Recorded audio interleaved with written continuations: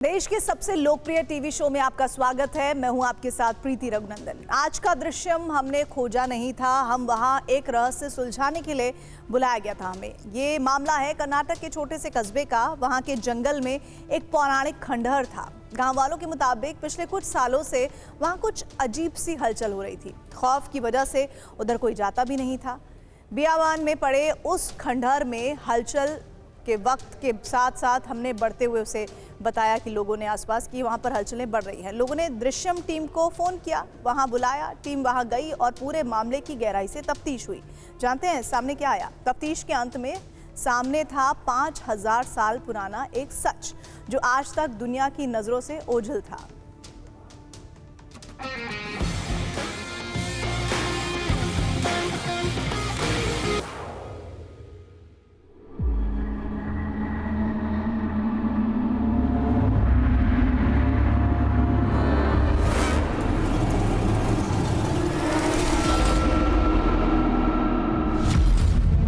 हैरान थे,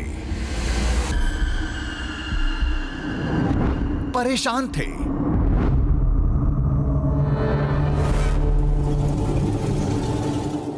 अंजाम से अनजान थे, फिर भी हकीकत से सामना करने को बेताब थे।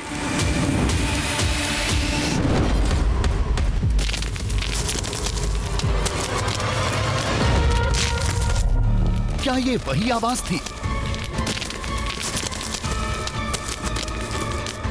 वही हलचल थी जो लोगों ने बताई थी? किस हिस्से से आवाज आई है? काफी तेज आवाज है। आवाज कहां से आई? कभी कभी ऐसा आवाज़ होता है कि जैसे कि पत्थर गिर रहा है, आवाज़ ऐसा आता है। कभी दिन में कभी रात में जैसा वो तेज का आवाज़ आता है, उस टाइम वो ऊपर से पत्थर गिरता है। ये आवाज कहां से आई? किस हिस्से से आवाज आई है? ये काफी तेज आवाज है। आवाज कहां से आई?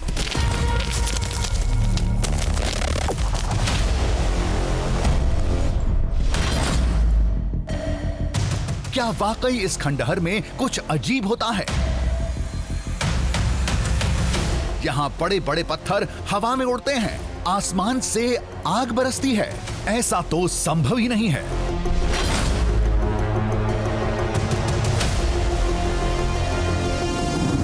दावे को गलत साबित करने हम खंडहर पहुंचे, लेकिन इस रहस्यमय आवाज ने सारा खेल पलट दिया। ये आवाज कहां से आई? किस हिस्से से आवाज आई है? जैसे लगा कि एक साथ बहुत कुछ आकर जमीन पर गिरा हो।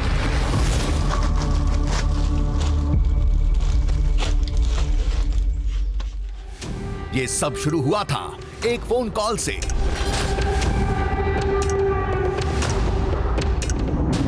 ये फोन किया था कर्नाटक में उत्तर कन्नड़ जिला के छोटे से कस्बे कारवार में रहने वाले लोगों ने।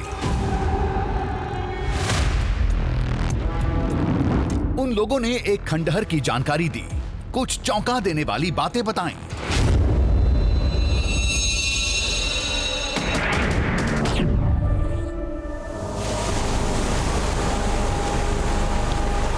एक ऐसा खंडहर जो करीब 100 साल पहले धरती से बाहर निकलना शुरू हुआ था और फिर कुछ सालों के बाद वो खंडहर पूरी तरह से धरती के बाहर निकला, लेकिन उसकी हालत इतनी ज्यादा खराब है कि उसके बारे में सही किसी को कुछ पता ही नहीं। लोगों को यह भी नहीं मालूम कि आखिर वो खंडहर पहले क्या था।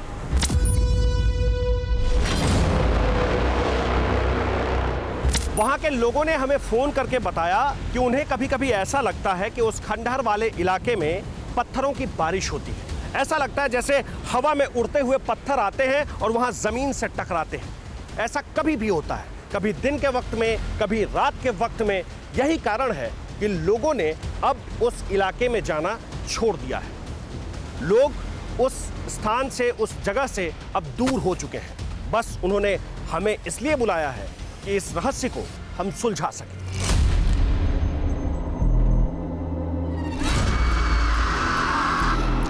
लेकिन हमें क्या पता था, रहस्य का ये चक्कर हमें पुराणों की एक अनजान दुनिया में ले जाएगा, हमारे दिमाग को चक्कर घिन्नी बना देगा। एक आवाज हमने भी सुनी। आवाज कहां से आई? किस हिस्से से आवाज आई है? ये काफी तेज आवाज है। आवाज कहां से आई? आवाज का पीछा किया तो अजूबे पत्थर दिखे। एक साथ इतने पत्थर कहां से आए? ये पत्थर गिरने की आवाज थी। लेकिन चमत्कार की उस सुरंग में कुछ और था, कुछ ऐसा जिसने पौराणिक ग्रंथों में एक नया अध्याय जोड़ दिया।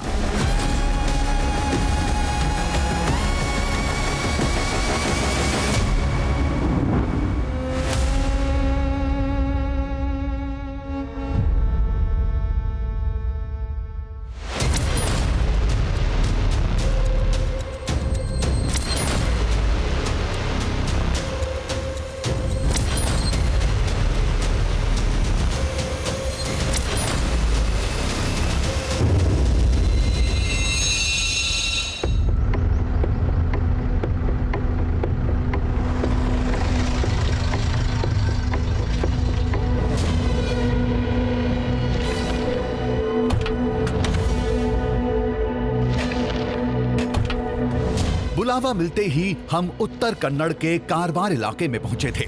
पहले उस गांव में गए जहां के शख्स ने हमें फोन किया था।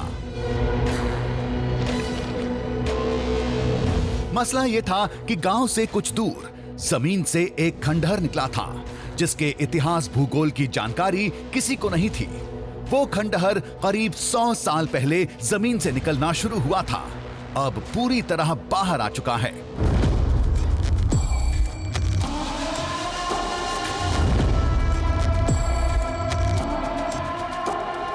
लगभग 75 इयर्स पहले वो मंदिर दिखाएगा हमें। 75 ईयर्स पहले हाँ, हाँ तब दिखा। तब दिखा है, हाँ, इसलिए आपका दृश्य देख के मैं कॉल किया आपको। हाँ।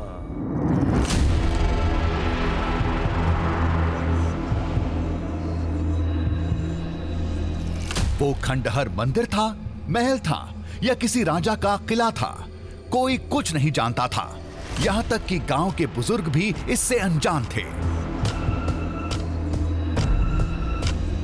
मंदिर के बारे में किसी को भी कुछ नहीं पता है सर।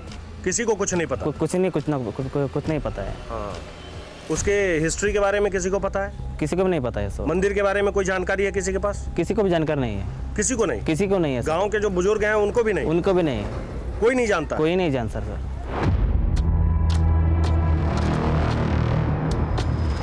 वो सब तो हम पता लगा लेंगे, लेकिन उस खंडहर को लेकर गांव वालों ने जो बताया उसे सुन हम सन्न रह गए।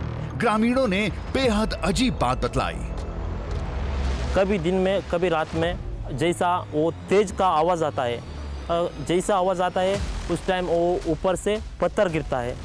वो रोज़ रोज़ होता नहीं है, वो पिछले साल में एक दिन हुआ था ऐसा।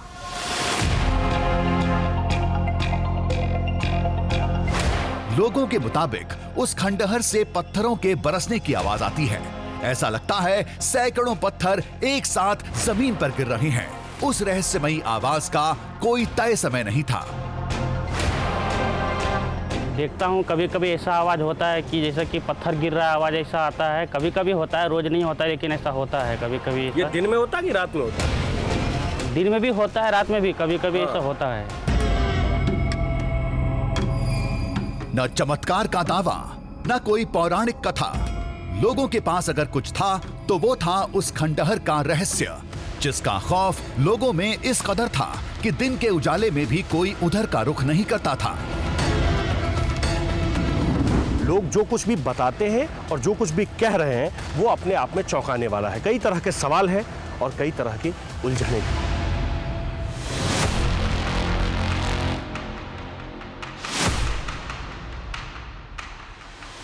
कुछ महीने पहले नागपुर से एनजीओ की एक टीम यहां आई थी। उस खंडहर की जांच करने के लिए कुछ दिन रहे, फिर वापस लौट गए।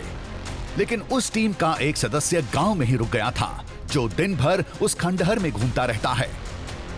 पूरी टीम है या एक ही आदमी है? एक आदमी, टीम आया था पहले, लेकिन टीम चले गए, एक आदमी इधर ही रह गया। एक आदमी इधर ही रह गया। इससे कुछ जानकारी मिलने की उम्मीद बंधी, लेकिन वो शख्स अभी गांव में नहीं था, किसी काम से बाहर गया था, कल वापस लौटेगा। वो गांव के लोगों से ज्यादा बात नहीं करता था, लेकिन उम्मीद यही थी कि उसके पास जरूर खंडहर को लेकर कोई सूचना होगी। मैं बोल रहा था कि पिछले कुछ सालों से कुछ जने आ रहे रिसर्च करने के लिए। इधर एक मंदिर है वो साइड में रिसर्च करने आए हैं नागपुर से। एक बंदा भी उधर घूम रहा है, अभी है नहीं हमारे पास, वो होता तो आपको मिलाता। उधर पूरा घूम रहे हैं उधर मंदिर के साइड में। जरूरत पड़ेगी तो उस शख्स से मिल लेंगे। फिलहाल हमारा रुख खंडहर की ओर था।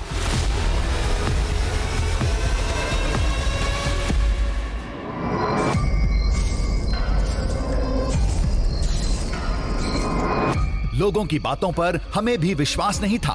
पत्थर हवा में कैसे उड़ सकते हैं? आसमान से आग कैसे बरस सकती है? हमें तो कुछ और ही शक था।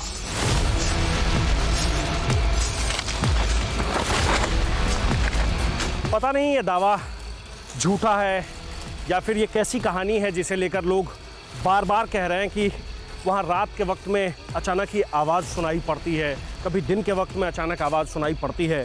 पहली बार में सुनकर यकीन तो नहीं होता है। ऐसा भी हो सकता है कि लोगों को लगता हो कि अगर ये टीवी पर चले तो जगह बहुत मशहूर हो जाएगी। पता नहीं लोगों के मन में क्या है, क्या किसी ने सुना है, किसी ने देखा है, जिस तरह के दावे किए जा रहे हैं वो सच है। ये सब कुछ वहाँ पहुँचकर ही पता चल पाएगा। फिलहाल आगे बढ़ते हैं।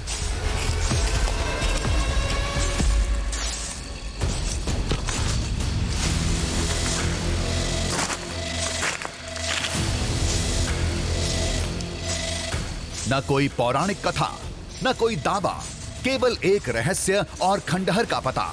ऐसा हमारा पहला अनुभव था।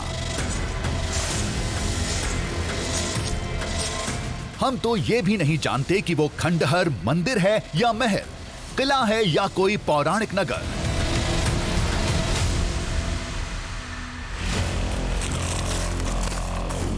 क्या ऐसा हो सकता है कि पत्थरों की बारिश होती हो? और अगर ऐसा होता है तो वो कैसे संभव है? आसपास कोई पहाड़ नहीं है, जंगल के बीच का हिस्सा है, पास से एक छोटी सी नदी बहती है, तो फिर ये पत्थर वहाँ कहाँ से आते हैं?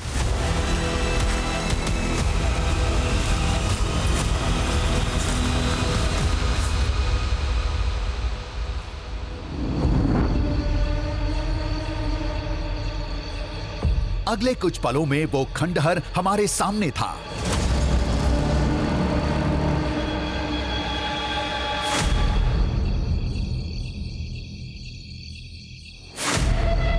सामने का नजारा अद्भुत था।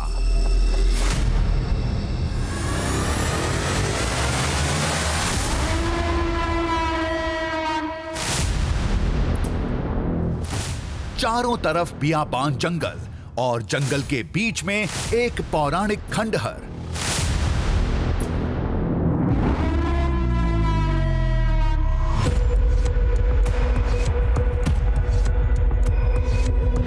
फिलहाल जो हमें दिख रहा था यह किसी शिव मंदिर का अवशेष था।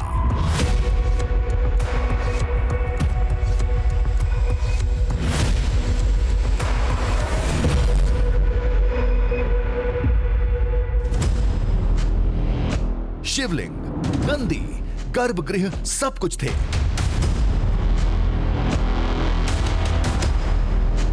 पीछे से वो पूरा हिस्सा आपको टूटा हुआ दिखेगा। आगे से सिर्फ ये जो दरवाज़ा है वो बचा हुआ है, बाकी हिस्से ढह गए हैं। और ठीक बाहर भगवान गणेश की एक मूर्ति रखी है और एक बहुत छोटी सी मूर्ति और है, ये भी भगवान गणेश की ही मूर्ति है।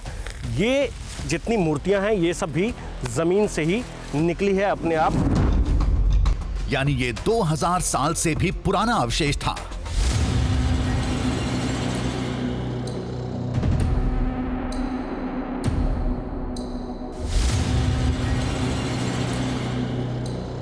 ये मंदिर है, ये मंदिर के बिल्कुल आगे का हिस्सा है, ये फ्रंट साइड है और ये किसी समय में गर्भगृह रहा होगा, ऐसा लोग मानते हैं। कहते हैं कि यहीं गर्भगृह रहा होगा, यहीं भगवान शिव स्थापित रहे होंगे, यहीं ब्रह्मा स्थापित रहे होंगे। लेकिन अब ये आगे से बिल्कुल टूट गया है और धीरे धीरे ये जो आप मंदिर का हिस्सा देख रहे हैं ये नीचे की तरफ ही चलता चला जा रहा है, टूटता जा रहा है।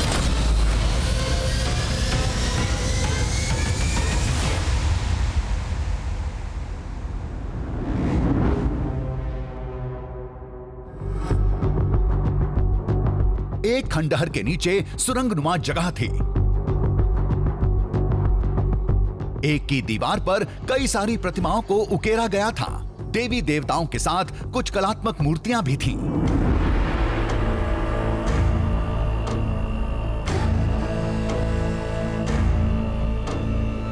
इस जगह को लेकर ना तो किसी के पास कोई जानकारी है और ना ही किसी को इसका इतिहास मालूम है। बस लोग यही कह रहे हैं कि यह मंदिर धीरे धीरे बाहर निकलता जा रहा है और अब ये पूरा एक हिस्सा दिखने लगा है मंदिर का और पूरा मंदिर अब लोगों को नजर आता है।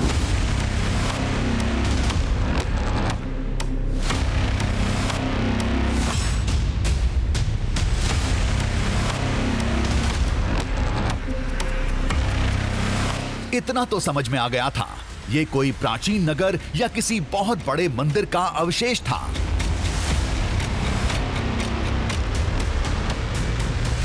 प्राचीन काल में यह जरूर कोई सिद्ध जगह रही होगी।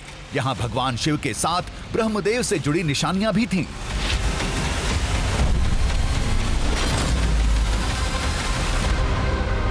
सबसे कोने में, सबसे किनारे जो मूर्ति बनी हुई है वो मूर्ति ब्रह्मा जी की मूर्ति है और ब्रह्मा जी के जो बाकी दो सर हैं वो टूटे हुए दिख रहे हैं। ऐसा लग रहा है कि दोनों तरफ से वो टूट गया है, लेकिन हाथ में कमल का फूल है और दोनों तरफ आपको कमल के फूल दिखेंगे जो बहुत ही पुराने स्टाइल में बना हुआ है। क्योंकि मूर्ति बहुत पुरानी है, किसी को सही इसके बारे में अंदाज़ा नहीं है और ये मूर्ति भी कहीं ना कहीं से ये खंडित है। नीचे वाले हिस्से से खंडित है, आगे वाले हिस्से से भी ये खंडित है।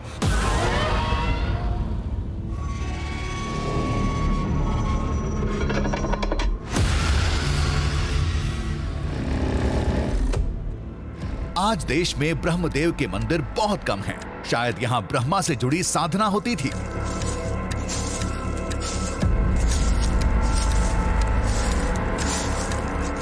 इस खंडहर का दायरा बहुत बड़ा था। आसपास के खेतों में भी मूर्तियों के अवशेष बिखरे थे। कुछ तो कहानी रही होगी, पता तो लगाना ही होगा।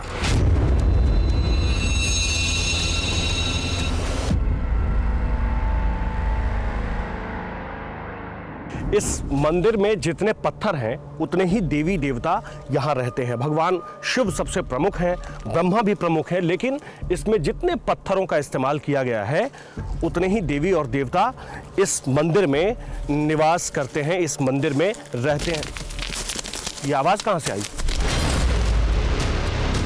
ये आवाज कैसी थी? कहां से आ रही थी? ये काफ़ी तेज आवाज़ है। आवाज़ कहाँ से आई? किस हिस्से से आवाज़ आई है?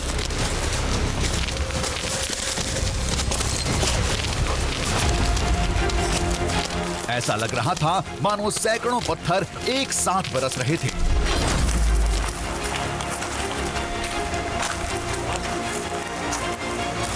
क्या लोग इसी की बात कर रहे थे? लेकिन ये ध्वनि आखिर थी किसकी?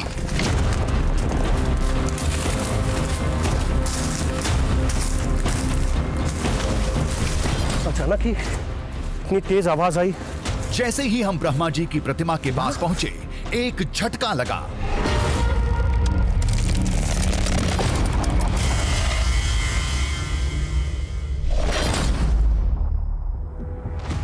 वहां कई सारे पत्थर बिखरे पड़े थे, ढेर सारे, छोटे बड़े हर साइज के। एक साथ इतने पत्थर कहां से आए? ये पत्थर गिरने की आवाज थी या कोई और आवाज थी? आसपास में ऐसा कुछ भी नहीं लग रहा है कि कोई और आवाज रही होगी। आसपास देखा, सब कुछ पहले जैसा था, सिवाय ब्रह्मा जी की प्रतिमा के पास। एक साथ इतने पत्थर कहां से आए? ये पत्थर गिरने की आवाज थी या कोई और आवाज थी? कुछ देर पहले हमने इसी जगह पर लंबा वक्त बिताया था। यहाँ की जमीन पर घास पात के सिवाय कुछ नहीं था। आवाज कहां से आई? किस हिस्से से आवाज आई है? पहले पत्थरों के बरसने की आवाज सुनाई दी। आवाज कहां से आई?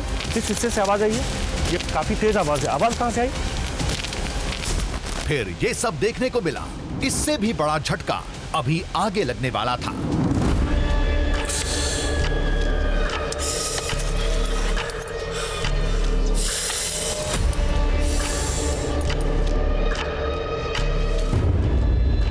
पत्थर आग की तरह धधक रहे थे। हाथ से पकड़ना भी मुश्किल था।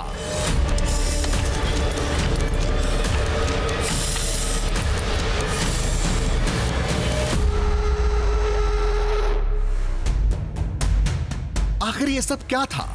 सवालों के हथौड़े सिर में बज रहे थे। ये पत्थर आए कहां से? आए तो आए, ये आग की तरह जल क्यों रहे थे?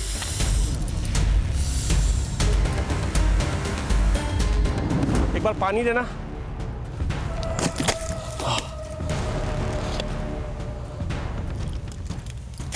ये देखिए, इस पत्थर के ऊपर जैसे ही हम पानी छिड़क रहे हैं वैसे ही ये पानी सूख जा रहा है। ये इस बात का प्रमाण है कि ये पत्थर कितना ज़्यादा गर्म है, कितना ज़्यादा गर्म है ये पत्थर। पहले की तरह ही हो जाएगा, इतना ज़्यादा गर्म है, ये पूरा सूख गया है।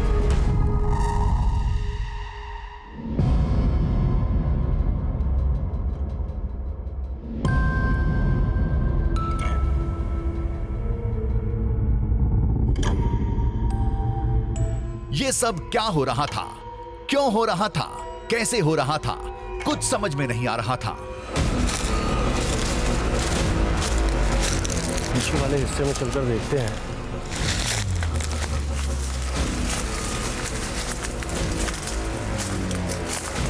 इधर देखते हैं।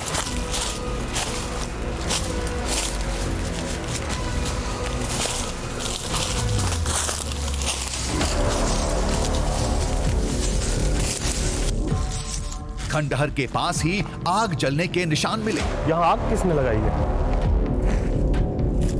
ये तो ऐसा लग रहा है जैसे आग जलाई गई थी।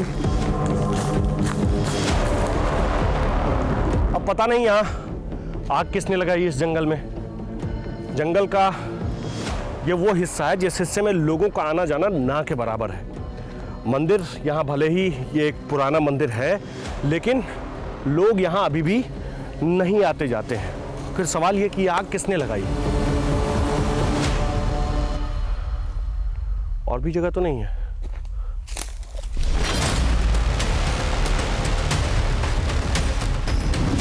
आग जलने के ये निशान और उन गर्म पत्थरों में क्या आपस में कोई नाता था? क्या इस खंडहर को किसी साजिश का हिस्सा बनाया जा रहा था? क्या मामला कुछ और था?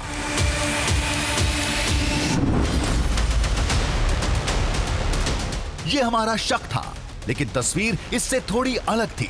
पत्थर बेहद गर्म थे, हाथ से उठाना मुश्किल था।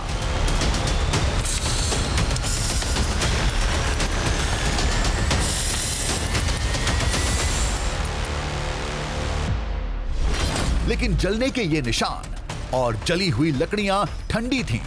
यहां लपटें उठी तो थीं, लेकिन कई घंटे पहले।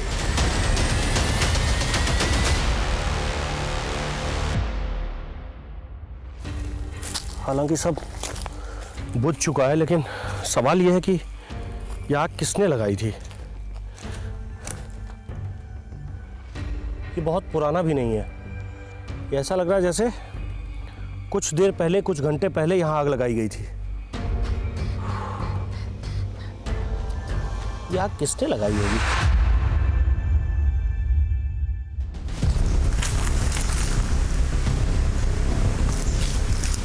साजिश के शक का दायरा बढ़ता जा रहा था।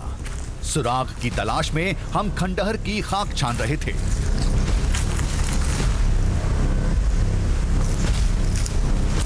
एक खंडहर की सुरंग में घुस गए।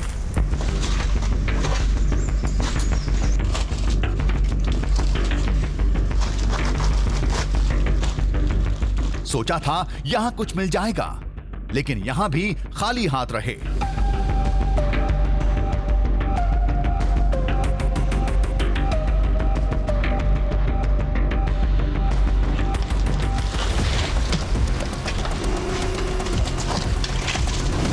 दिमाग उलझता जा रहा था। शाम ढलने वाली थी। फिलहाल हम गांव वापस जा रहे थे।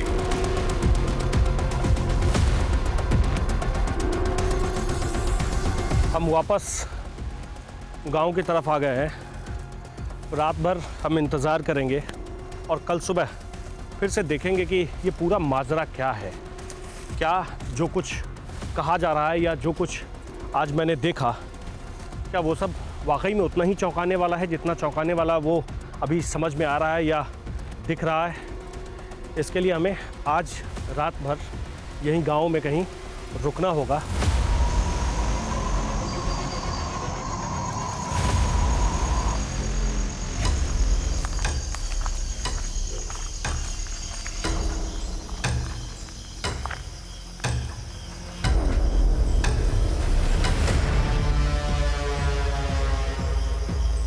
गांव के एक घर में आसरा मिला, जहां शरीर तो आराम कर रहा था लेकिन दिमाग अशांत था।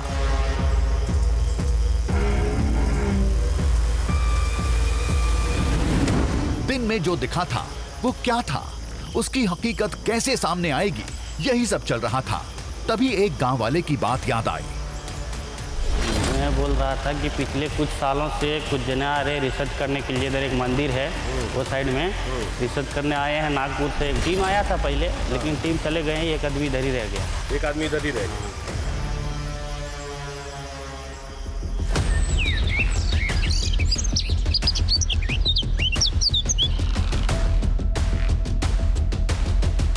सुबह होते ही हम नागपुर के उस शोधकर्ता के घर पहुंचे जो लंबे समय से उस मंदिर पर रिसर्च कर रहे थे। हमने जल्दी से पूरी घटना बताई। वो बस मुस्कुराते हुए हमें देखते रहे। हम चुप हुए, फिर इस शख्स ने बताना शुरू किया। उसके एक एक शब्द के साथ हमारे चेहरे के भाव बदलते चले गए। उस खंडहर से जुड़ी कहानी ही कुछ ऐसी थी। वो शिवा का मंदिर है ना सर? हाँ, शिवा का मंदिर। वहीं पर एक कहानी मेरे को पता है सर। एक कहानी आपको भी पता है? मेरे को पता है लोग सर। तो यहाँ कई तरह की कहानी उसके बारे में बताते वो हैं। अलग अलग एक एक बोलता है रहता है सर। हाँ। मेरे को एक पता है सर, वो आपको सुनता है सर।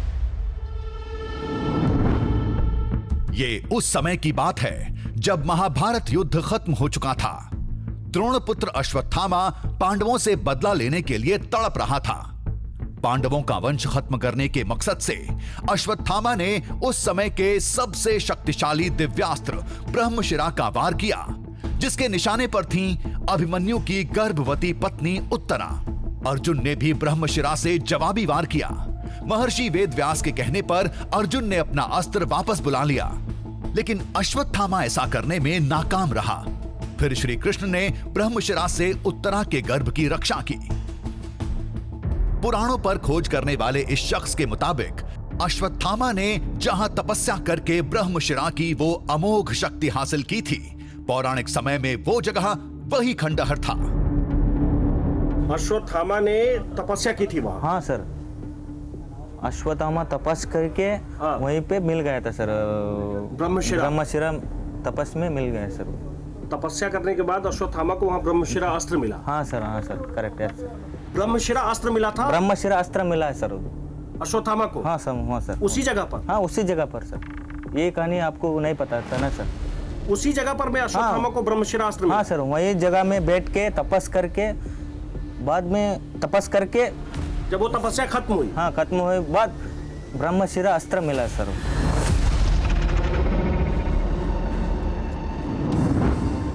महाभारत के सौप्तिक पर्व के अध्याय 14 में इस घटना का जिक्र मिलता है, जब द्रोणपुत्र अश्वत्थामा ने अपनी दिव्य शक्ति से एक तिनके पर ब्रह्मशिरा का आह्वान किया था।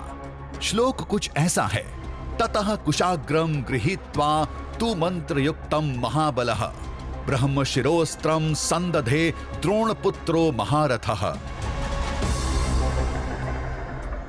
जिस ब्रह्मशिरा अस्त्र की बात की जा रही है, असल में उस ब्रह्मशिरा अस्त्र को ब्रह्मा जी ने ही बनाया था, जिसकी ताकत ब्रह्मास्त्र से 4 गुना ज्यादा थी। और ऐसा कहा जाता है कि ब्रह्मशिरा अस्त्र के नोक पर जो 4 शीश लगे हुए थे वो ब्रह्मा जी के ही शीश थे। और ऐसा भी कहते हैं कि जैसा कि इन्होंने बताया कि जब अश्वत्थामा ने इस ईश्वरा महादेव मंदिर के पास अपनी तपस्या शुरू की और जब उनकी तपस्या खत्म हुई, उसके बाद ब्रह्मशिरा अस्त्र उन्हें इसी स्थान पर मिला था, इसी जगह पर मिला था, जैसा कि आपने बताया।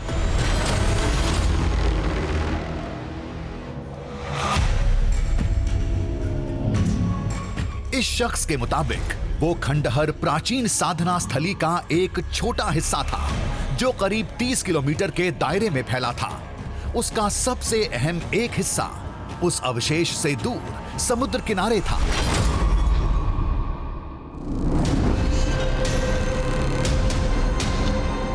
हमारा अगला पड़ाव वही अहम हिस्सा था। समय के अभाव में उस शोधकर्ता ने अभी वहां कोई पड़ताल नहीं की थी।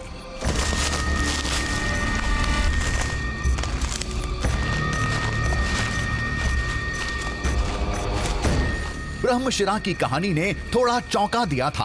आमतौर पर ब्रह्मास्त्र को सबसे शक्तिशाली अस्त्र माना जाता है, लेकिन ब्रह्मशिरा की शक्ति ब्रह्मास्त्र से भी कई गुना ज्यादा थी।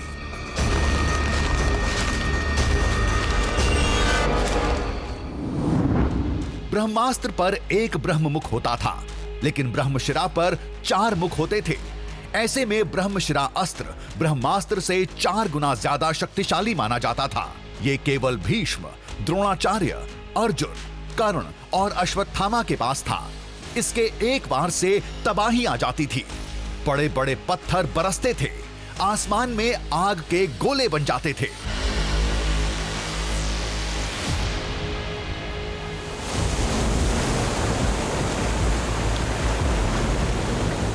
लेकिन हमने जो आवाज सुनी थी, जो गर्म पत्थर मिले थे और हमारे सामने जो अगला पड़ाव दिख रहा था, इनका उस कहानी से क्या नाता था, ये अभी भी समझ से बाहर था।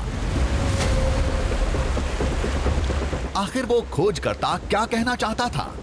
क्या आज भी ब्रह्मशिरा का असर इस इलाके में है?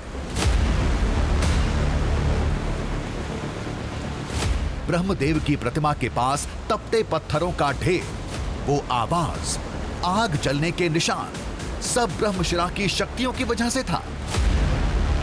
उस शख्स ने यही बताया कि जिस खोज में आप हैं, उस खोज की अगली कड़ी यहीं जाकर जुड़ती है, इसी मंदिर के पास आकर जुड़ती है। वो कैसे जुड़ेगी ये हमें भी नहीं पता, लेकिन समुद्र के किनारे बने इस महादेव मंदिर को लेकर यह बताया गया कि यहाँ जो भगवान शिव हैं, वो खुद के यहाँ होने के प्रमाण हर साल देते हैं और ये बताते हैं कि ये पूरा का पूरा जो इलाका है, ये पूरा का पूरा जो क्षेत्र है, वो भगवान शिव का है, वो ब्रह्मा का है। वो कैसे, वह मंदिर चलकर देखते हैं। आओ।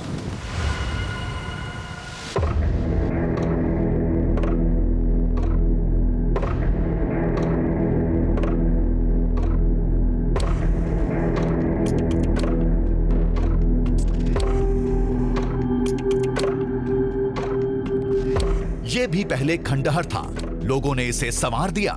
महादेव के इस धाम की अपनी अलग खासियत है।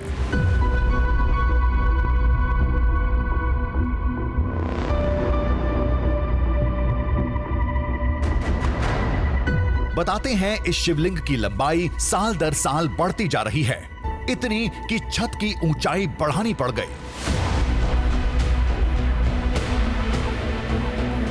ये स्वयंभू शिवलिंग है, स्वयंभू महादेव है और धीरे धीरे ये शिवलिंग बढ़ता चला जा रहा है।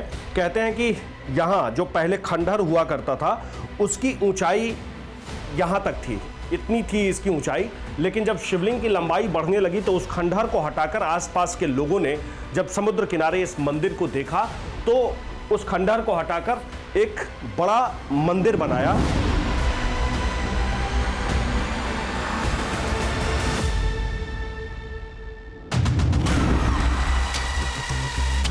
आखिर इस ठिकाने का उस कहानी से, उस खंडहर से क्या नाता हो सकता है?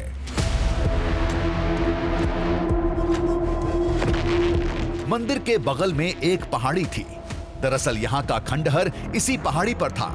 परेशानी से बचने के लिए लोगों ने नीचे समतल जमीन पर मंदिर बना दिया। अभी भी कुछ अवशेष इस पहाड़ी पर बिखरे पड़े मिल जाएंगे।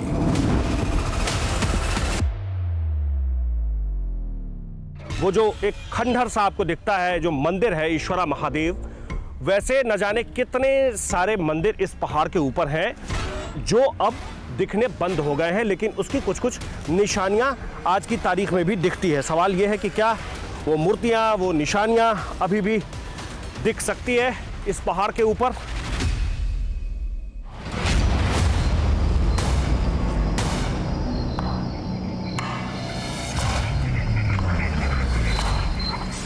वो खोजकर्ता यहां आने वाला था, उससे पहले हम आ गए थे।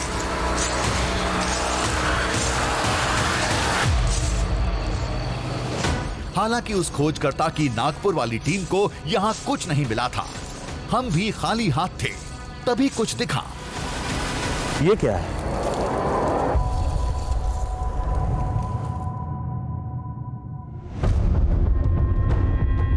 ये कपड़े का एक टुकड़ा, बेहद गंदा, बहुत पुराना लगता है, सालों से यहां दबा पड़ा था।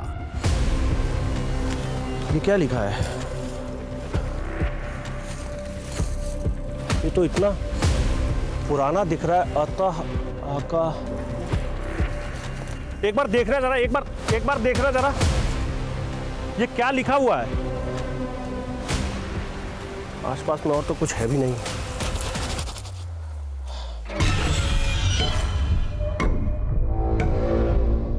इस पर कुछ लिखा था, लेकिन क्या?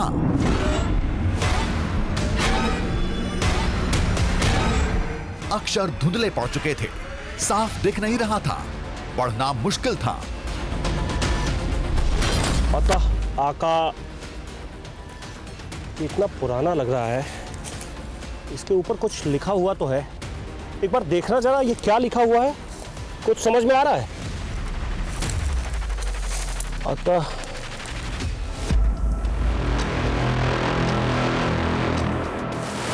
कपड़ा पौराणिक समय का नहीं था, नया भी नहीं था, लेकिन हमें इस पर लिखे शब्दों को पढ़ने की उत्सुकता थी। अतः आका अग्नि, और तो नहीं है कुछ। हमने आसपास देखा, शायद कुछ और मिल जाए, लेकिन इस कपड़े के सिवाय यहां कुछ नहीं था। कुछ और है भी नहीं।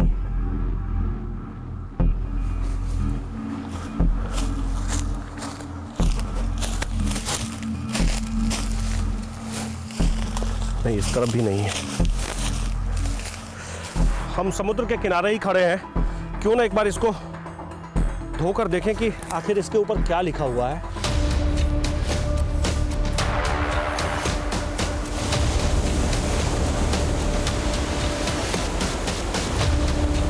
एक बार इसे धुल कर देखते हैं कि क्या लिखा है, क्या कुछ समझ में आता है या नहीं। समुद्र में उस कपड़े को धोया, अब सब साफ दिख रहा था, पढ़ना आसान था। जो मैं पढ़ पा रहा हूं वो लिखा है अतः आकाशात अग्नि वर्षिता, मतलब कि आसमान से अग्नि की वर्षा हुई। इसका यही मतलब हुआ, अतः आकाशात अग्नि वर्षित।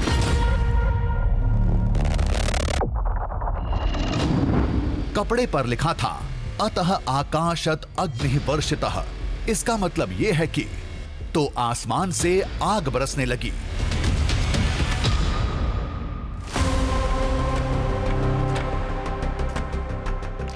ये किसने लिखा था, क्यों लिखा था, और ये कपड़ा यहां क्यों पड़ा था? क्या ये मंदिर के अवशेष में था या किसी ने यहां लिख के छोड़ दिया था?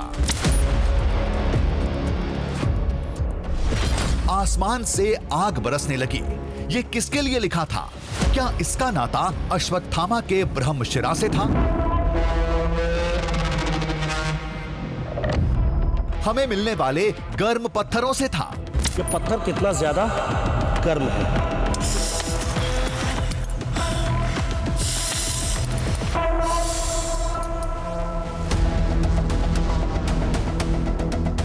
हवा में उड़ने वाले पत्थरों की कहानी इस मोड़ पर खत्म होगी, इसका हमें थोड़ा भी अंदाजा नहीं था।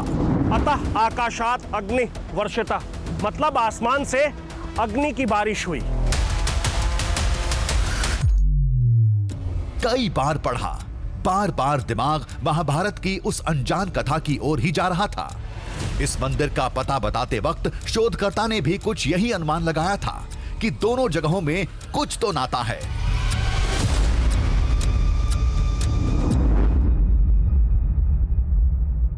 ये जगह से और एक समुद्र किनारे के पास एक शिव का मंदिर है सर। समुद्र के किनारे किनारे के पास एक मंदिर है सर। हाँ। वो टेम्पल को, ये टेम्पल को कुछ तो कनेक्शन है सर। वो इस मेरे को पता नहीं सर, चूर पता नहीं।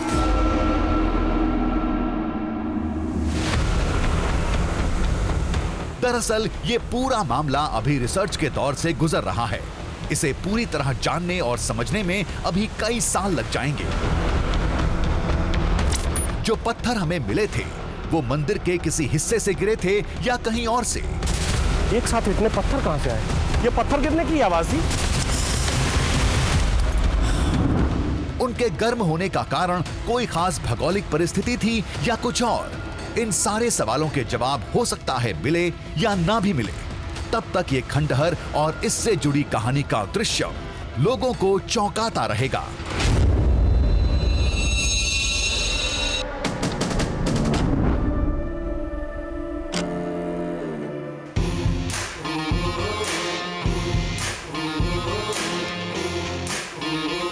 दरिया में झांकेंगे, पर्वत को नापेंगे, बांधेंगे धरती को अंबर की डोरों से, सूरज के चेहरे से पर्दा हटाना है, तूफान आंधी को भी अब चीर के जाना है, कुदरत की मुट्ठी से अब छीन लाएंगे हम, कुदरत की मुट्ठी से अब छीन लाएंगे हम।